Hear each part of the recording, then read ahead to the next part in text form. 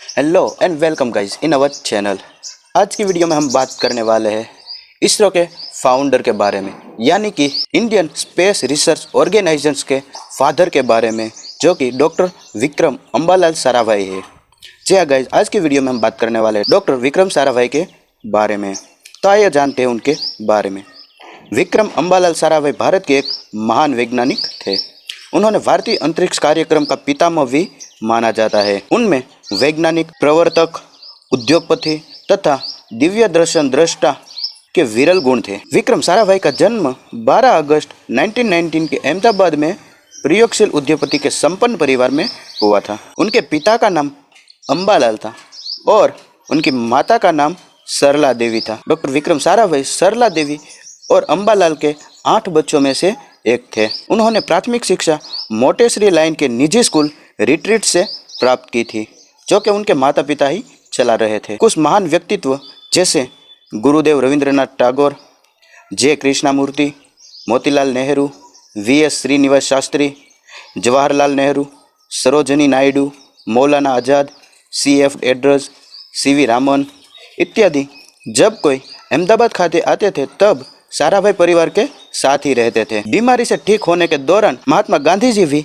एक बार उनके घर में रहे थे। ऐसे महान व्यक्ति के सानिध्य में विक्रम साराभाई बहुत ही प्रभावित किया था। विक्रम साराभाई मैट्रिकुलेशन के बाद कॉलेज शिक्षण के लिए कैम्ब्रिज चले गए थे तथा वर्ष 1940 में सेंट जॉन कॉलेज से प्राकृतिक विज्ञान में ट्राइपोज किया था। द्वितीय विश्व युद्ध की शुरुआत में वह घर वापस आए थे तथा भारतीय विज्ञान संस्थान बेंगलुरु में सर सीवी रामन के अधीन अनुसंधान शास्त्र के रूप में कार्य ग्रहण किया था।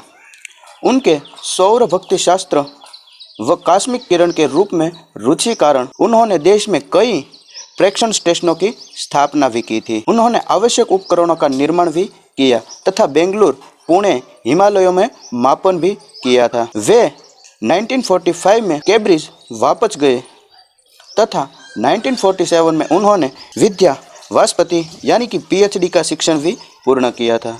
जी हाँ गाइस, डॉक्टर विक्रम साराभाई ने 1947 में पीएचडी की डिग्री भी हासिल की थी। घर वापस आने के बाद 1947 के नवंबर में अहमदाबाद में भौतिक अनुसंधान प्रयोगशाला की भी स्थापना की थी। अहमदाबाद वापस आकर उन्होंने 1947 में भौतिक अनुसंधान प्रयोगशाला की स्थापना की थी। उनके माता पिता द्वारा स्थापित अहमदाबाद एजुकेशन सोसाइटी के एमजी विज्ञान संस्थान के कुछ कमरों में प्रयोगशाला को स्थापित किया था। जहाँ गाइस, घर वापस आकर उनके माता पिता द्वारा जो स्थापित की गई थी अहमदाबाद में एजुकेशन सोसाइटी के एमजी विज्ञान संस्था थी, उसके कुछ कमरों में प्रयोगशाला स्थापित किया गया था। तदुपरांत वैज्ञानिक व औद्योगिक अनुसंधान परिषद तथा परमाणु ऊर्जा विभाग द्वारा समर्थन भी मिला था। विक्रम साराभाई ने कॉस्मिक किरणों को समय परिवर्तन पर अनुसंधान किया और निष्कर्ष किया कि मौसम विज्ञान परिणाम कॉस्मिक किरण के दैनिक परिवर्तन प्रेक्षण पर पूर्ण रूप से प्रभावित नहीं है। आगे बताया कि अवशिष्ट परिवर्तन विस्तृत था तथा विश्वव्यापी है तथा यह सौर्य क्रियाकलापों के परिवर्तन से संबंधित थे। विक्रम साराभाई ने सौर तथा अंतर्ग्रही भौतिकी में अनुसंधान के नए क्षेत्रों के सुअवसरों की कल्पना भी की थी। वर्ष 1957 से लेकर 1958 को अंतर्राष्ट्रीय भूभौतिकी वर्ष के रूप में देखा जाता है।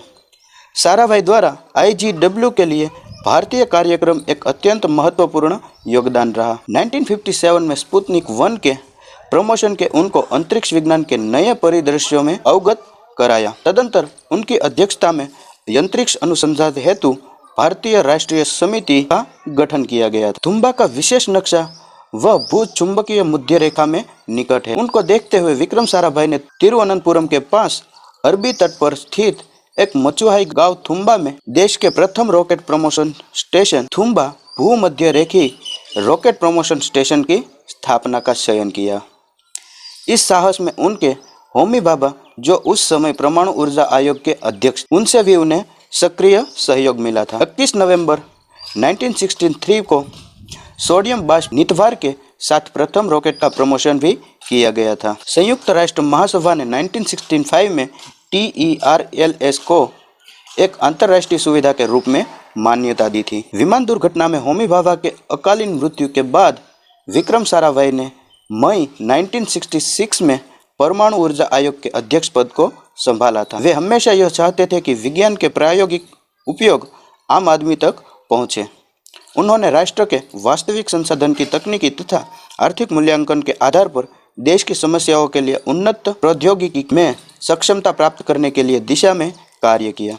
उन्होंने भारत के अंतर्राष्ट्रीय कार्यक्रम की शुरुआत की जो आज पूरे विश्व में विख्यात है। डॉक्टर विक्रम साराभाई को 1962 में शांति स्वरूप भटनागर पदक भी प्राप्त किया था। क्या गाइस, डॉक्टर विक्रम साराभाई को 1962 में शांति स्वरूप भटनागर पदक भी प्राप्त किया था। उन्हें राष्ट्र ने वर्ष 1966 में पद्म भूषण भी दिया था। उसे पद्म भूषण भी मिला था, वो भी 1966 में।